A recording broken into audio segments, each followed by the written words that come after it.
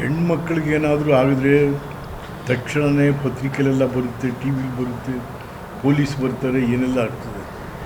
ಅದೇ ಗಂಡು ಮಕ್ಕಳಿಗೆ ಯಾವ ರೀತಿನಾದ್ರೂ ನೋವಾದರೆ ಅದು ಯಾರು ಕೂಡ ಅದ್ರ ಬಗ್ಗೆ ಗಮನನೂ ಕೂಡ ತಗೊಳ್ಳೋದಿಲ್ಲ. ಈಗ ತಾವು ಟಿ ವಿಯಲ್ಲಿ ನೋಡ್ತಾ ಇರ್ತೀವಿ, ಪತ್ರಿಕೆಯಲ್ಲಿ ನೋಡ್ತಾ ಇರ್ತೀವಿ, ನಿನ್ನೆಯಿಂದ ಬರ್ತಾಯಿದ್ದೀವಿ ನೋಡಿ, ಗಂಡನ್ನೇ ಸಾಯಿಸ್ಬಿಟ್ಟಾಳೆ ಮೈಸೂರಲ್ಲೇ. ಹೀಗೆ ಬೇಕಾಷ್ಟು ಆಗ್ತಾ ಇದ್ದಾವೆ. ಸೊ ಗಂಡಸರು ಹೆಂಗಸರ ಕ್ರೌರ್ಯಕ್ಕೆ ಬಲಿಯಾಗ್ತಾ ಇದ್ದಾರೆ. ಅದನ್ನು ಎದುರಿಸೋದಕ್ಕೋಸ್ಕರ ಈ ಸಮಿತಿ ಇವತ್ತು ದಿವಸ ಅದರಲ್ಲಿ ಗಂಡಸರು ಇದ್ದೀವಿ, ಹೆಂಗಸರು ಎಲ್ಲರೂ ಸೇರ್ಕೊಂಡು ಇದನ್ನು ಮಾಡಿದರೆ ಒಂದು ಹೊಸ ಸಮಿತಿ ಇದು ವಿಚಾರದಲ್ಲಿ. ಆದ್ದರಿಂದ ಇದಕ್ಕೆ ತಾವು ನಮ್ಮ ಮಾಧ್ಯಮದ ಸ್ನೇಹಿತರು ಇದಕ್ಕೆ ಹೆಚ್ಚಿನ ರೀತಿಯಲ್ಲಿ ಪ್ರೋತ್ಸಾಹ ಮಾಡಬೇಕು, ಬೆಂಬಲಿಸಬೇಕು, ಪ್ರಚಾರ ಕೂಡ ಆಗಬೇಕು, ಜನಕ್ಕೆ ಗೊತ್ತಾಗಬೇಕು ಇದು ಅಂತಕ್ಕಂಥದ್ದು. ಈಗ ನೋಡಿ, ಬಂದಿದೆ ಒಬ್ಬ ಟೀಚರು, ಅವ್ರ ತಾಯಿ 80 ವರ್ಷ, ಅವಳಿಗೆ ಇದು ಕೊಡ್ದೇನೆ, ಊಟ ಕೊಡ್ದೇನೆ ಸಾಯಿಸ್ತಾ. ಶಿಕ್ಷಕ ಮಂಡ್ಯ ಜಿಲ್ಲೆಯಿಂದ.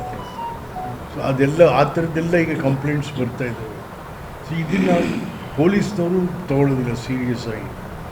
ಗಂಡಸ್ರ ಕಂಪ್ಲೇಂಟ್ನ ಪೊಲೀಸ್ನವ್ರು ತಗೋತಾನೆ ಇಲ್ಲ, ಬರೀ ಹೆಂಗಸ್ರ ಕಂಪ್ಲೇಂಟ್ ಮಾತ್ರ ತಗೋತಾ ಇದ್ದಾರೆ.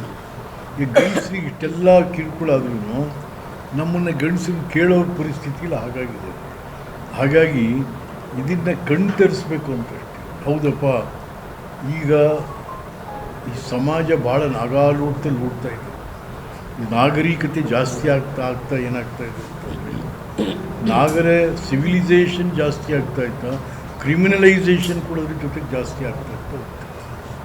ಸೊ ಹಾಗಾಗಿ ಇದನ್ನು ಪ್ರತಿರೋಧಕ್ಕಾಗಿ ಅಥವಾ ಅದನ್ನು ಸರಿ ಮಾಡಲಿಕ್ಕೋಸ್ಕರವಾಗಿ ಇವತ್ತಿನ ದಿವಸ ಈ ಪುರುಷರ ಹಿತರಕ್ಷಣಾ ಸಮಿತಿಯನ್ನು ಮಾಡ್ಕೊಂಡಿದ್ದೀವಿ ನಾವೆಲ್ಲ ಸೇರಿ.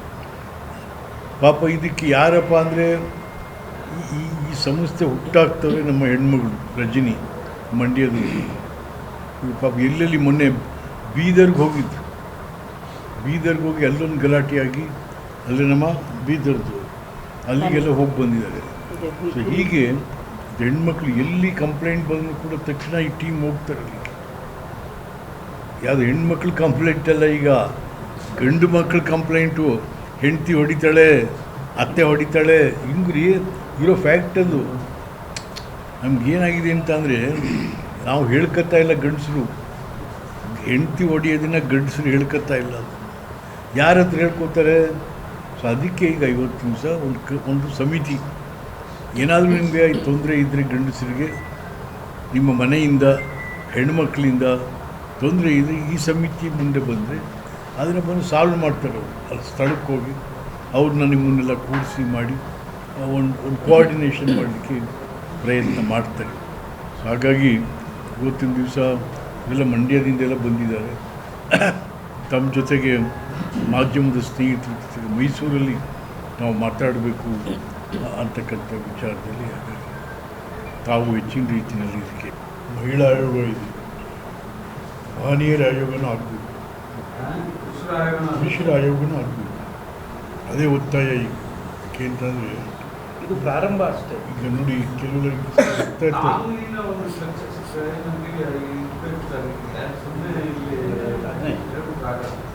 ಕಾನೂನನ್ನು ಕೂಡ ಭಾಳ ಸೂಕ್ಷ್ಮವಾಗಿ ಅದನ್ನು ಪರಿಶೀಲನೆ ಮಾಡಿ ಕಾನೂನಲ್ಲೂ ತಿದ್ದುಪಡಿಗಳಾಗಬೇಕು. ಈಗ ನಮಗೆ ಮಹಿಳಾ ಪೊಲೀಸ್ ಸ್ಟೇಷನ್ ಇದೆ. ಮಹಿಳಾ ಪೊಲೀಸ್ ಸ್ಟೇಷನ್ ಏನಾಗುತ್ತೆ, ಈ ಮಾನ್ಯರು ಯಾರಾದರೂ ಹೋಗಿ ಸ್ವಾಮಿ ನಾನು ಎತ್ತಿ ಹೊಡಿತಾಳೆ, ನಮ್ಮ ನಾಟಿ ಹೊಡಿತಾರೆ, ಹೋಗ ಹುಚ್ಚಾದೀನಿ ಅಂತಾರೆ. ಬಟ್ ಸೀರಿಯಸ್ಸಾಗಿ ತಗೊಳ್ಳಲ್ಲ ಮಹಿಳಾ ಪೊಲೀಸ್ ಸ್ಟೇಷನ್. ಹಾಗಾಗಿ ಮಹಿಳಾ ಪೊಲೀಸ್ ಸ್ಟೇಷನ್ಗಳಿದ್ದಾವೆ, ಅಲ್ಲೇ ದೌರ್ಜನ್ಯ ನಡೀತಾ ಇರ್ತದೆ ಮಹಿಳಾ ಪೊಲೀಸ್ ಸ್ಟೇಷನಲ್ಲಿ. ಹಾಗಾಗಿ ಇವತ್ತಿನ ದಿವಸ ಇದಕ್ಕೆಲ್ಲ ಸರಿಯಾದ ರೀತಿಯಲ್ಲಿ ಒಂದು ರಿಡ್ರೆಸ್ ಮಾಡಬೇಕು ಈ ಪ್ರಾಬ್ಲಮ್ನೆಲ್ಲ ಅಂತಕ್ಕಂಥದ್ದು ನಾವು ಹೋರಾಟ ಎಲ್ಲ ಸೇರಿ ಶುರು ಮಾಡಬೇಕು.